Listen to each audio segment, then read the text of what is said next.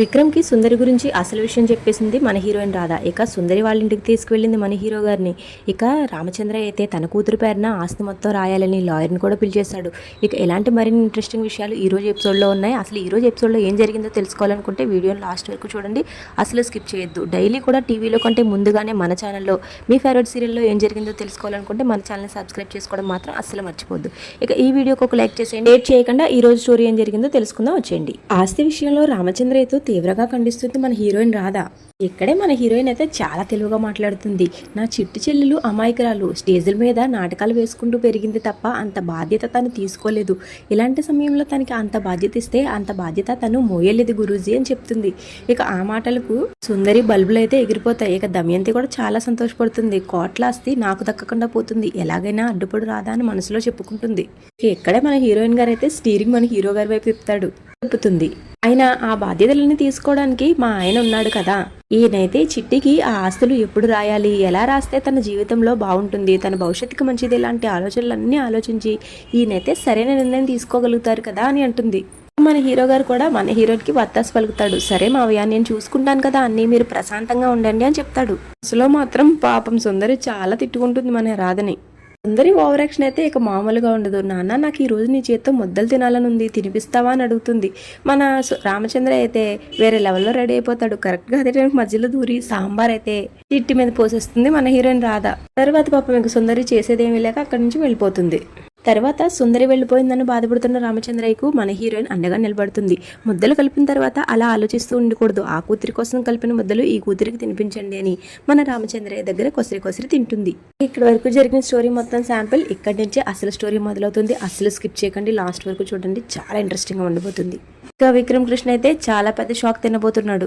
ఇక మన హీరోయిన్ రాధైతే తన రూమ్ లో నుంచి డీప్ గా ఆలోచించేస్తూ ఉంటుంది. సరిగ్గా అదే సమయానికి మన హీరో గారు ఎంట్రీ ఇస్తాడు. ఇందాక చిట్టి మీద సాంబార్ ఎందుకు పంపామని అడుగుతాడు. దానికి మన హీరోయిన్ రాధ, నేను కొన్ని నిజాలను చెప్తాను, వాటిని నువ్వు నిజాలుగానే వినాలి, ఎమోషనల్ గా ఫీల్ అవ్వకూడదు, అంతకంటే బాధపడకూడదు అని చెప్పి మన హీరో గారికి ఇక నిజం చెప్పడం మొదలు పెడుతుంది.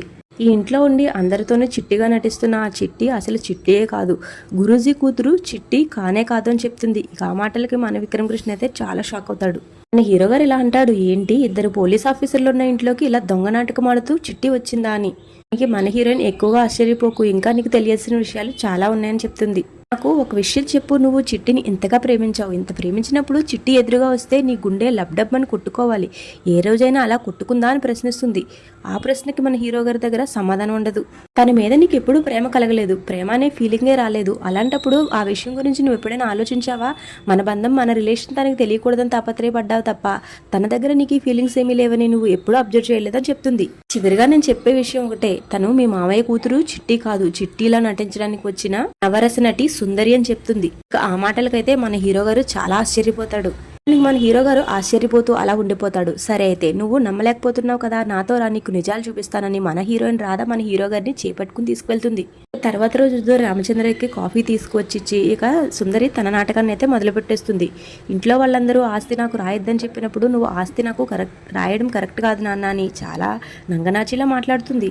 ఇక పక్క నుంచి సుందరి మాటలు విన్న దమయంతి అయితే టైంకి అక్కడికి వచ్చేస్తుంది. ఇది ఏదో ముంచేలాగే ఉంది అని ఇక దమయంతి మధ్యలో దూరి, చిన్నదానివైనా చాలా చక్కగా మాట్లాడావు చిట్టి అని చెప్తుంది.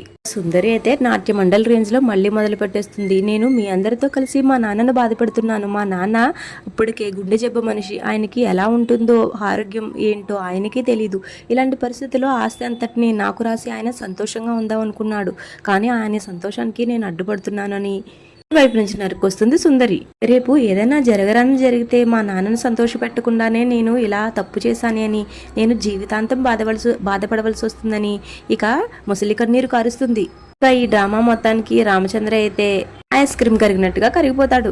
తన కూతురు దగ్గరికి వెళ్లి తన కూతుర్ని ఓదారుస్తాడు. నువ్వు బాధపడకమ్మా అని, నువ్వు అస్సలు బాధపడకమ్మా, వెంటనే నేను లాయర్ గారితో మాట్లాడి ఆస్తులన్నీ నీ పేరుని మారేలా నేను చేస్తాను అని ఇక ఫోన్ పట్టుకుని పక్కకి వెళ్ళిపోతాడు రామచంద్రయ్య. దమయంతి కూడా చేసేదేమీ లేక అలా నిలబడిపోతుంది అంతే. అక్కడి నుంచి ఓవర్ యాక్షన్ చేసుకుంటూ సుందరి కూడా వెళ్ళిపోతుంది. ఇక మన హీరోయిన్ రాధైతే మన హీరో గారిని సుందరి వాళ్ళ ఇంటికి తీసుకువెళ్తుంది. ఒక పక్కన దమయంతి పూజ గదిలో పూజ చేస్తూ ఉంటే ఇంట్లో వాళ్ళందరూ చాలా ఆశ్చర్యపోతారు.